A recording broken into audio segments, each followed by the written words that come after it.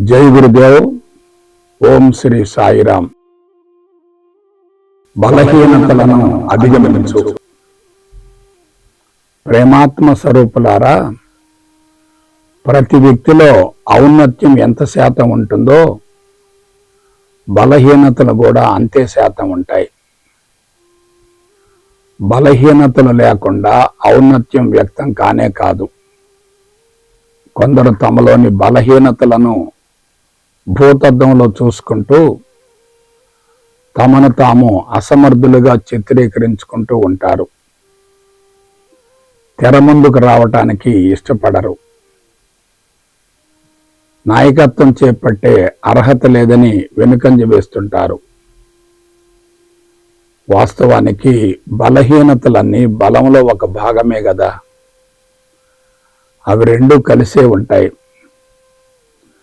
బలహీనతలను కరిగించుకోగలిగితే బలం తప్పక బహిర్గతమవుతుంది.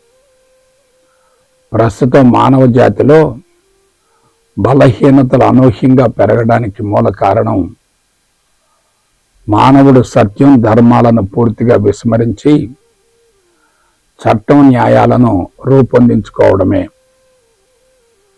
ప్రకృతికి విరుద్ధమైన జీవన విధానాన్ని కొనసాగించడమే. ఆహార విహారాలలో, అలవాట్లలో, ఆలోచన విధానంలో, జీవన శైలిలో లోపాలు ఉండటమే.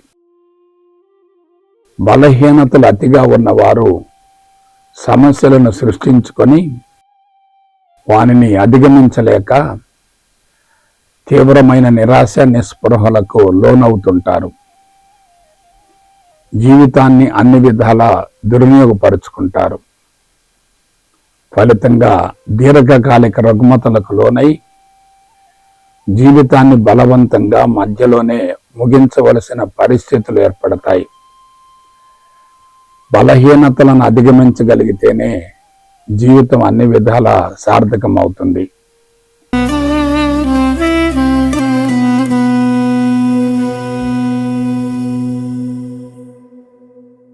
జై గురుదేవ్. ఓం శ్రీ సాయిరాం. బాధపడవద్దు. అనంత ప్రేమ స్వరూపులారా, మనిషి పుట్టినప్పటి నుండి మరణించేంత వరకు ఏదో ఒక సందర్భంలో ఏదో ఒక విధంగా బాధలకు లోనవుతూనే ఉంటాడు. జీవితం ఉన్నంత వరకు తప్పక బాధలుంటాయి. అయితే అవి ఏవి శాశ్వతం కాదు కదా. ప్రతి బాధ వెనుక తప్పక పరివర్తన, పశ్చాత్తాపం ఉంటాయి. మనిషి బంధాలలో ఉన్న అసౌకర్యాన్ని గుర్తించగలిగితే వానిని అధిగమించే మార్గాలను కూడా తెలుసుకోగలుగుతాడు. అవన్నీ అనుభవాలే తప్ప శాపాలు కానే కాదు. జ్ఞానపరంగా ఎదిగిన వ్యక్తికి అవి అద్భుతమైన అవకాశాలు అవుతాయి. అందుకే జ్ఞాని వానిని నిరంతరం స్వాగతిస్తూ ఆహ్వానిస్తాడు. అజ్ఞాని వానిని తమ చెడుకరం ఫలంగా భావించి తీవ్రంగా కృంగిపోతాడు. చీకటి వెనుక తప్పక వెలుగు ఉన్నట్లే బాధల వెనుక కూడా అద్భుతమైన అవకాశాలు తప్పక దాగి ఉంటాయి. మానసికంగా ఎదగని వారే బాధలకు భయపడతారు, కృంగిపోతారు, కృషించిపోతారు. జీవితాన్ని బలవంతంగా ముగించాలని భావిస్తుంటారు. వ్యక్తిత్వం కుంచుకుంటే బాధలు తప్పనిసరిగా ఉత్పన్నమవుతాయి. అలాగాక వికసించే కొలది అవి సునాయాసంగా కరిగిపోతూ ఉంటాయి.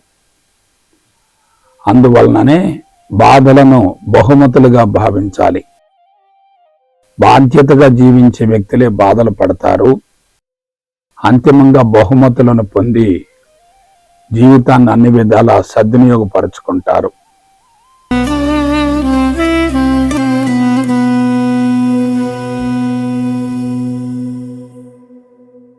జై గురుదేవ్. ఓం శ్రీ సాయిరాం. తొందరపడవద్దు. ప్రస్తుతం సామాజిక పరిస్థితులు అన్ని విధాలా భయానకంగా ఉన్నాయి. ఎవరిని నమ్మాలో ఎవరిని నమ్మకూడదో అర్థం కాని పరిస్థితి ఏర్పడుతుంది. ఇటువంటి కలుషితమైన వాతావరణంలో ప్రశాంతంగా జీవించటం బహు కష్టతరమే. మోసం చేసేవారున్నారు, మోసగించబడేవారున్నారు. పైకి ఒక రకంగా ఉంటారు, అంతరంగం మరొక రకంగా ఉంటుంది. ఏ విషయంలో తొందరపడినా సమస్యలు తలెత్తే అవకాశం ఉంటుంది.